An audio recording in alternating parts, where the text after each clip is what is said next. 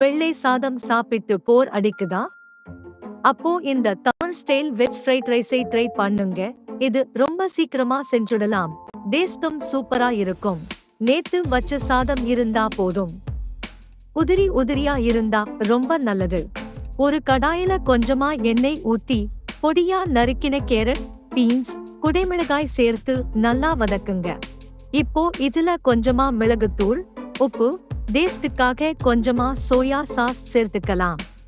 வதக்கின காய்கறிகளோட சாதத்தை சேர்த்து மெதுவா கிளறுங்க. சாதம் உடையாம பார்த்துக்கோங்க. அவ்வளவுதான். கலர்ஃபுல்லான சுவையான வெஜ் ஃப்ரைட் ரைஸ் ரெடி. இந்த ஃப்ரைட் ரைஸ் குழந்தைங்க லஞ்ச் பாக்ஸ்க்கு ரொம்பவே பெர்ஃபெக்ட். பார்க்கவே கலர்ஃபுல்லா இருக்கும், சாப்பிடவும் ரொம்ப பிடிக்கும். ஹெல்தியும் கூட. இது நம்ம லஞ்ச் பாக்ஸ் சீரீஸ்ல 4வது ரெசிபி. இன்னும் நிறைய டிப்ஸ்க்கு நம்ம குக் டிப்ஸ் சேனலை சப்ஸ்கிரைப் பண்ணுங்க.